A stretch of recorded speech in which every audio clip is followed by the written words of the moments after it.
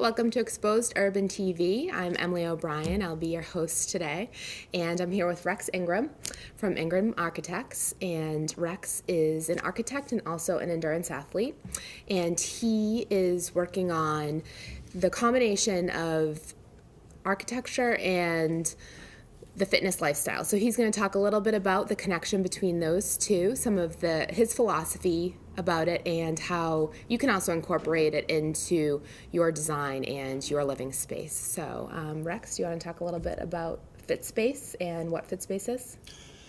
Yeah, so my background basically is architecture. I've been doing residential architecture, specializing in the Cape and Islands, but a lot of my work has been on Nantucket, and I actually lived on Nantucket year-round for 6 years. Wow. And in that time, started just sort of developing interests in endurance sports and training. We've done several Ironman triathlons. I teach triathlon classes at the YMCA. I've also been teaching cycling classes for about 8 years. Okay. And the interest in both of those things, architecture and endurance sports, has led to something which I'm very excited about. I'm calling FitSpace. And it's just kind of reprogramming space and the way that we live and think about space for someone who might be or want to live an active lifestyle. Mm-hmm.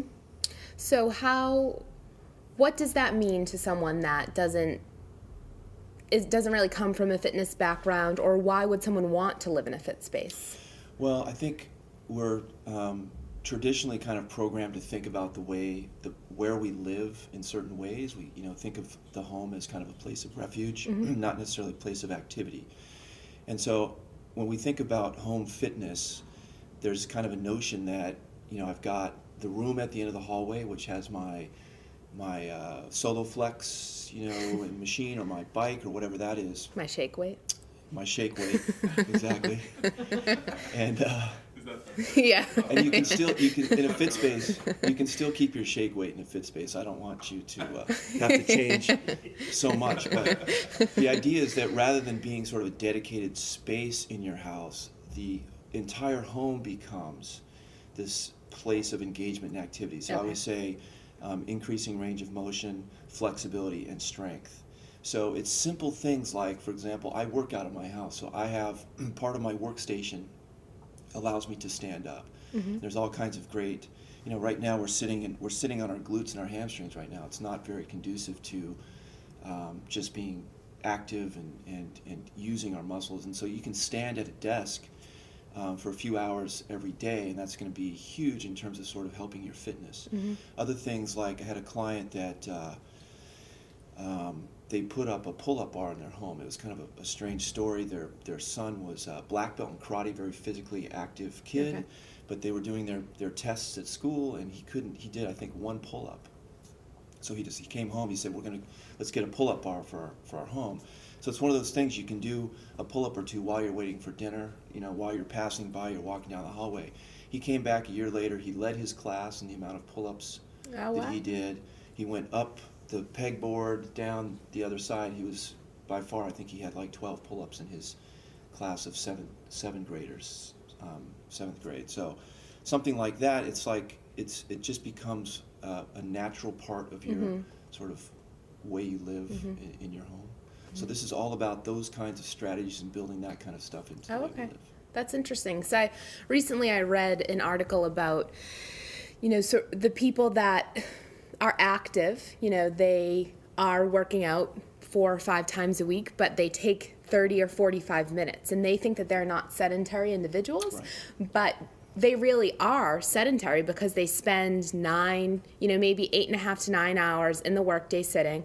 They're commuting for an hour each way, but they think they hit the gym for 45 minutes and they do their work, and they think they're not a sedentary individual. And it talked all about like gluteal fatigue and all of those things, and just shortening of hip flexors and stuff like that because you're sitting for so long. So when you're at home, you're either at work, you're in your car, or you're at home. So how can you incorporate fitness into other parts? And I think doing pull-ups, I know that maybe I'll start doing pull-ups when I'm waiting to make dinner.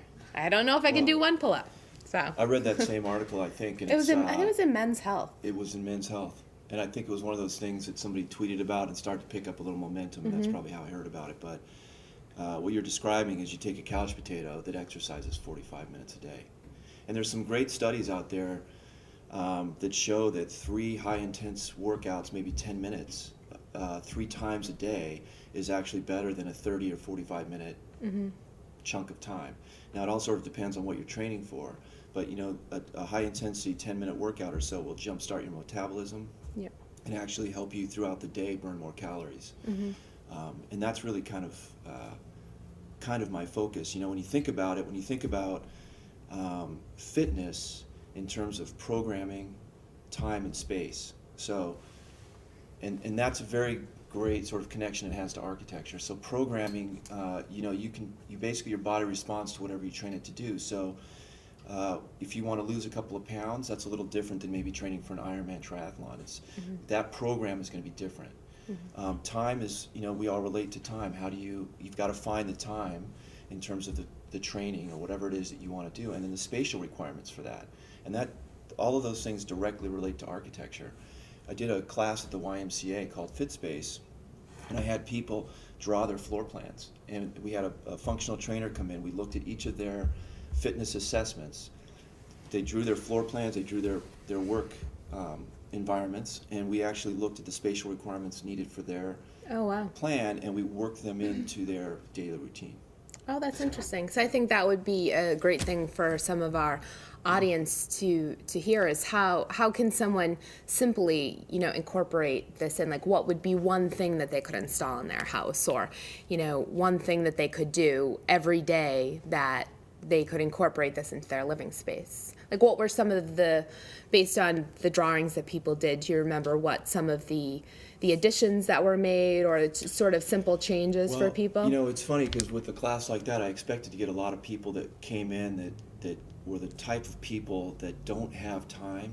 Like I can't get to the gym, I've got kids, or I've got a job, I commute, whatever. But what I got was about half a dozen athletes that were pretty fit people, very fit people that were just looking to add an extra dimension to their already existing fitness routine.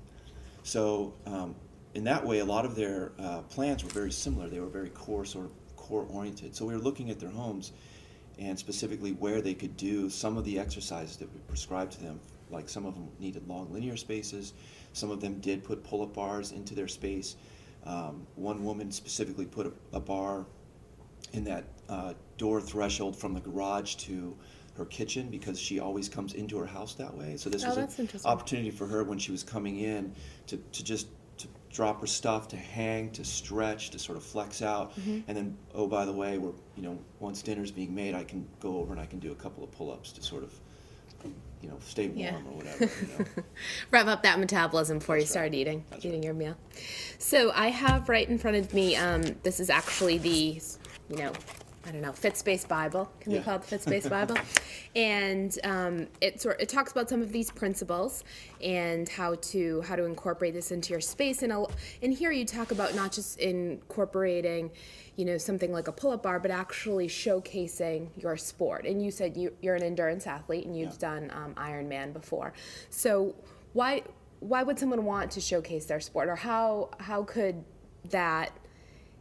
someone do that, and how does that integrate into the rest of their life? Well, I've heard these crazy stories about when you go to an event like an Ironman and you look at the field of 2,500 or 3,000 athletes, and you look at the field, the transition area, and every bike is like a $10,000 bicycle. Oh, they're phenomenal. I've heard crazy stories about, some of these bicycles are just works of art. I mean, if you're a person like me and that's your sort of that's your interest, and it's amazing. So I've heard stories of people buying bicycles, buying the copy, the exact same bike that they ride, just to put it on the wall. Wow.